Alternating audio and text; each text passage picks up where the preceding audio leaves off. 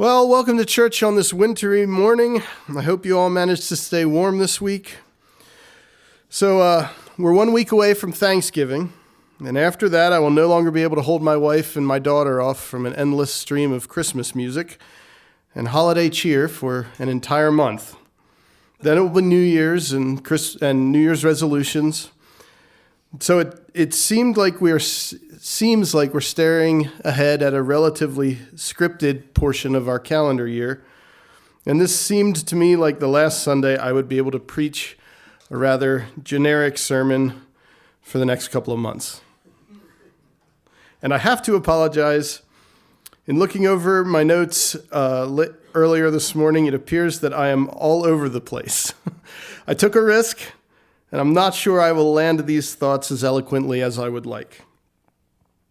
But I promise it isn't for lack of trying. One of the reasons I'm trying to shoehorn this in here is because I probably won't be able to think about this for another 2 or 3 months until the next time I have a chance to do this rolls around. And so I'm trying to get it squeezed in before, Christmas. Yeah, exactly.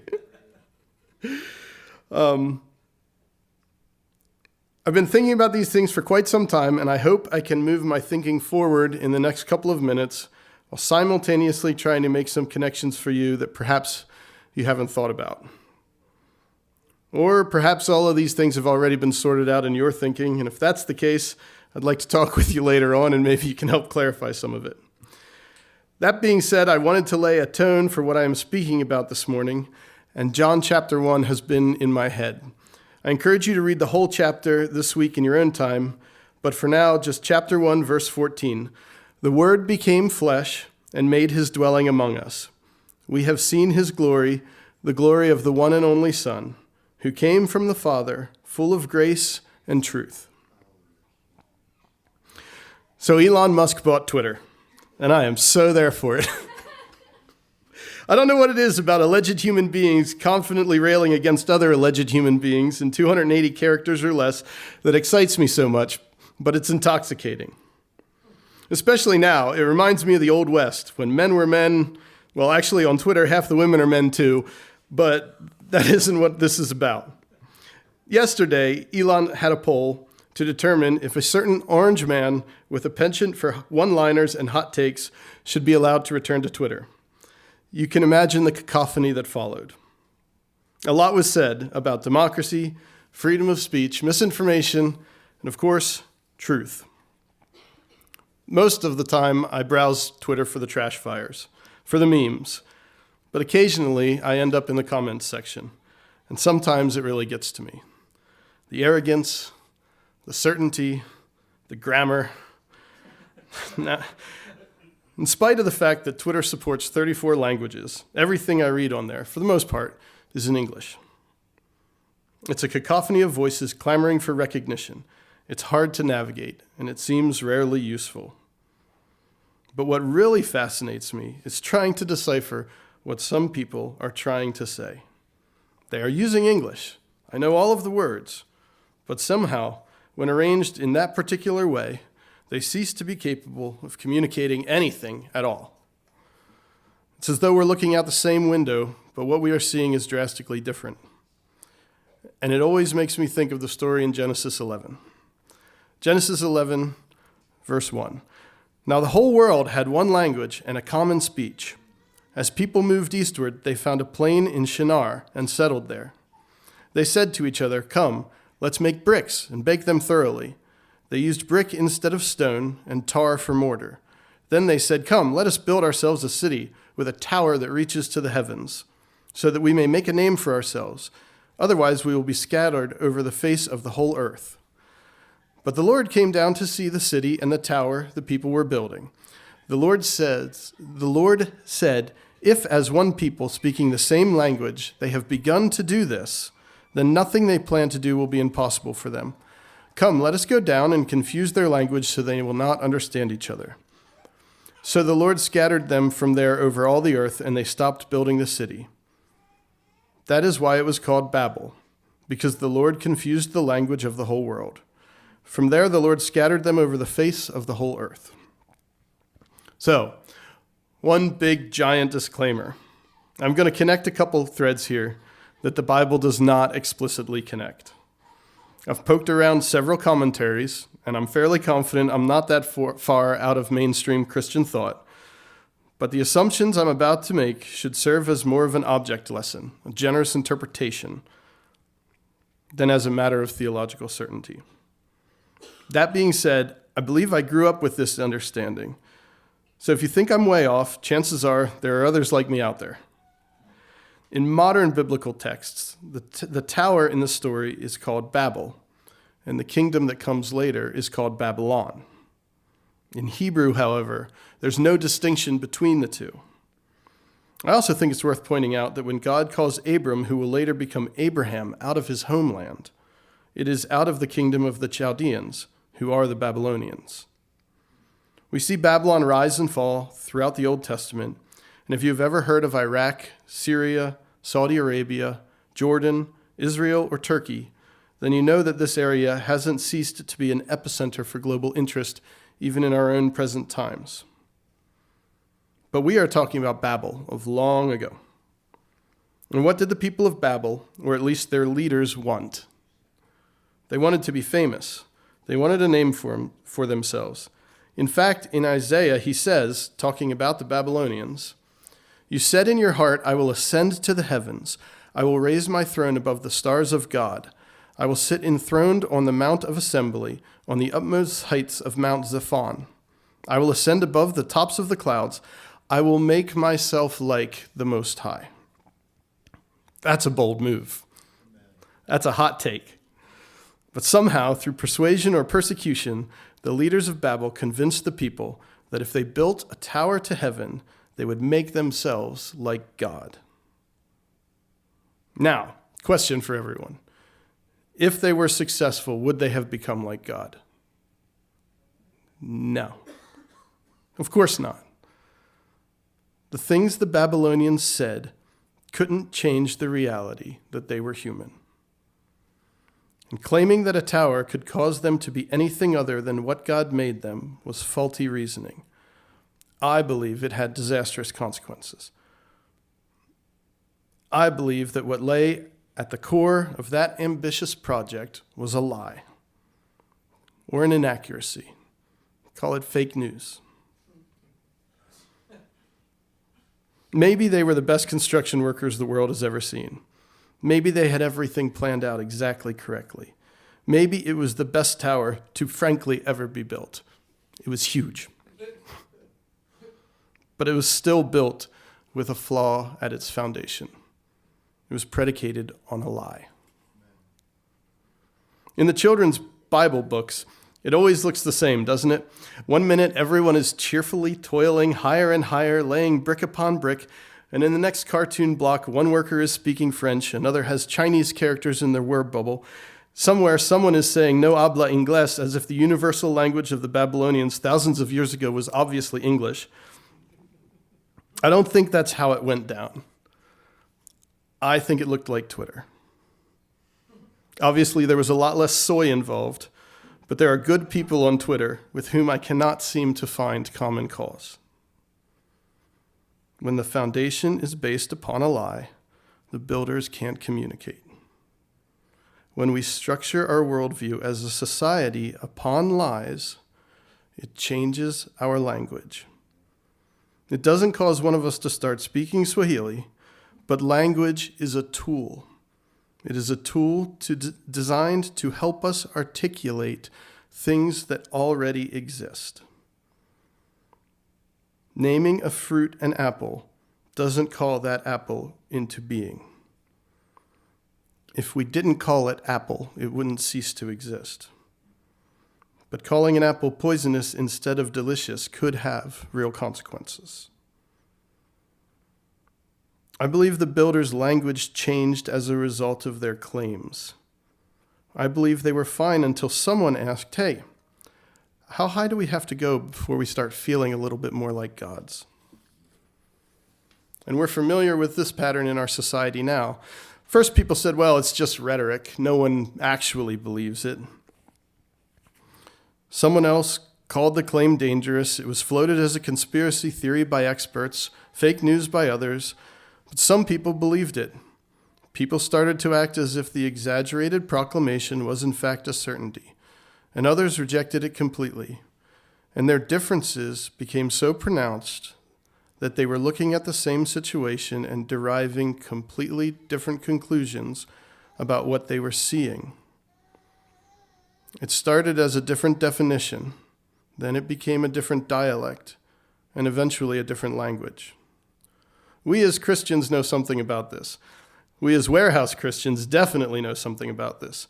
Raise your hand if you have a dialect of English you only speak when you go to other churches. Not to throw them under the bus, but Adam and Jeremy have a language complete with mannerisms and affectations and everything, devoted entirely to buying and selling things in other people's garages. We all have a language that is reserved for our people. When we use language which is designed to describe reality, to instead define reality, it breaks not only the language, but also the institutions that rely on that language, in this case, an entire nation. We're going to jump forward a couple thousand years to the time right before Jesus' death. John 18, verse 33.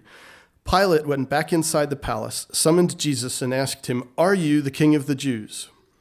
"Is that your own idea?" Jesus asked, "or did others talk to you about me?" "Am I a Jew?" Pilate replied. "Your own people and chief priests handed you over to me. What is it you have done?" Jesus said, "My kingdom is not of this world. If it were, my servants would fight to prevent my arrest by the Jewish leaders. But now my kingdom is from another place." "You are a king then," said Pilate. Jesus answered, "You say that I am a king. In fact, the reason I was born and came into the world is to testify to the truth. Everyone on the side of truth listens to me." "What is truth?" retorted Pilate. With this, he went out again to the Jews gathered out there and said, "I find no basis for a charge against him, but it is your custom for me to release to you one prisoner at the time of the Passover. Do you want me to release the King of the Jews?" There are 4 accounts in the Bible of Jesus meeting with Pilate, but John is the only one that gives us an insight into their conversation. And the backhanded question Pilate fires off as he once again tries to placate the mob, I have always found interesting. Imagine the irony of asking the God of heaven and earth what truth is. But I have a lot of sympathy for Pilate. I believe he knew that Jesus was no threat to Rome. I believe he knew that Jesus wasn't stirring up some sort of rebellion. He knew the truth, but he acted on the lie. Last week, we learned about the traps laid for Jesus by the Pharisees and teachers of the law. And it seems obvious to me that a part of what they were trying to do was to trick Jesus into aligning himself, not with the truth, but with one specific perspective on the truth. I think the political landscape of Israel, a country occupied by a world superpower, prone to rebellion and theological fanaticism, was every bit as difficult to navigate as ours is today. But Jesus doesn't take sides. He speaks truth without spin. He proves to his followers that the emperor doesn't have any clothes. In fact, in calling out the religious leaders of Israel as corrupt, Jesus exposes their righteousness as a disguise for their political and cultural ambitions. And in the midst of this boiling social hotbed, Pilate is asked to make a judgment call. All of the political and social weight of the native leaders of Israel is bent on destroying a force that they are unable to control. And Jesus seems unwilling to act in his own defense. Pilate knows what the right thing to do is, but the pressures of the cultural forces outside his door cause him to act in another way. And we know what Pilate himself believed. In John 19:19, Pilate had a notice prepared and fastened to the cross. It read, "Jesus of Nazareth, the King of the Jews." Many of the Jews read this sign, for the place where Jesus was crucified was near the city, and the sign was written in Aramaic, Latin, and Greek. The chief priests and the Jews protested to Pilate, "Do not write the King of the Jews, but write instead that this man claimed to be the king of the Jews. That sounds like some spin that we're used to, right? Pilate answered, "What I have written, I have written." Pilate knew the truth. In the story of Babel, I believe we see what happens to a culture that loses sight of the truth. Their language is shattered and their country is divided. Pilate's story is one of a man who acts contrary to what he knows to be true. There's another story right around the corner. Acts chapter 2, verse 1. When the day of Pentecost came, they were all together in one place. Suddenly a sound like the blowing of a violent wind came from heaven and filled the whole house where they were sitting. They saw what seemed to be tongues of fire that separated and came to rest on each of them. All of them were filled with the Holy Spirit and began to speak in other tongues as the Spirit enabled them. Now there were staying in Jerusalem God-fearing Jews from every nation under heaven. When they heard this sound, a crowd came together in bewilderment because each one heard their own language being spoken. Utterly amazed, they asked, here we go, "Aren't all these who are speaking Galileans? How is it that each of us hears them in our own native language?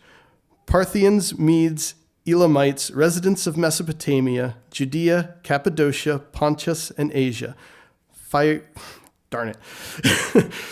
Phrygia and Pamphylia, Egypt, and the parts of Libya near Cyrene, visitors from Rome, both Jews and converts to Judaism, Cretans and Arabs."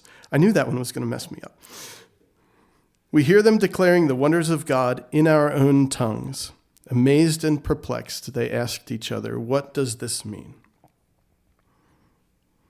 It is entirely possible I'm making mountains out of molehills, but I find the symmetry between the story of Babel and the story of Pentecost to be amazing. On one hand, at Babel, you have humans striving to become gods and destroying their ability to communicate in the process. At Pentecost, God instills a piece of him within the early Christians, and as a result, they are able to speak the truth of Jesus and his death across the boundaries of language entirely. It's a miracle, but in my mind, it seems natural. I think this is what Jesus meant when he said in John 8:32, "Then you will know the truth, and the truth will set you free." All of this is fine, maybe even insightful. How does it relate to us here at Warehouse? What does it say about our interactions with each other? How then should we live? Hebrews 10:19. "Therefore, brothers and sisters, since we have confidence to enter the most holy place by the blood of Jesus, by a new and living way opened for us through the curtain, that is his body, and since we have a great priest over the house of God, let us draw near to God with a sincere heart and with the full assurance that faith brings, having our hearts sprinkled to cleanse us from a guilty conscience, and having our bodies washed with pure water. Let us hold unswervingly to the hope we profess, for he who promised is faithful. And let us consider how we may spur one another on toward love and good deeds, not giving up meeting together, as some are in the habit of doing, but encouraging one another, and all the more as you see the day approaching." I can think of no better portion of Scripture for Warehouse Church to place at the basis of our language. We have confidence to enter into the presence of God through the blood of Jesus. We have faith that Jesus' sacrifice cleanses us from our sin and our selfishness. And we continue meeting together. We continue speaking the truth. And I will say, it's the truth as we see it. It's the truth. It's our best, the best way that we can speak the truth that we've been given by God. What I don't want anyone to think is that this is a judgment on what truth is, particularly on Twitter or in our current circumstances. What I'm saying is that I believe that there is a truth. I believe that God is the ultimate creator of that truth. And in my opinion, grace doesn't exist because because truth is not an absolute. I think grace exists because I don't know what absolute truth is. Grace isn't for God to cover up the inadequacies in his plan. Grace is for my interpretation of his plan, Adam's interpretation of his plan. So we're going to continue here at Warehouse to speak the truth, and we're going to get it wrong. And that's okay. We're going to try as hard as we can to get it right. And we're going to believe in faith that we all come together intentionally trying to speak the truth in love. Like Adam says, it's not love or the truth, it's both. This will be the foundation of our language. We'll still have pain. We'll still have heartache. We'll still disagree. As a leadership team, Adam and Jeremy and I work hard to communicate with each other clearly. We spend time together so we can learn how to speak the same language. We don't always see eye to eye. We don't always have the exact same vision for where we see God taking us. But we believe in the same God, we profess the same truth, and we speak the same language. My prayer is that we as a body continue to seek the truth, and that in doing so we are able to communicate in a way that transcends the trash fires we see springing up on Twitter and in the culture all around us. We set our eyes on Jesus, and we move forward in faith. Let's pray.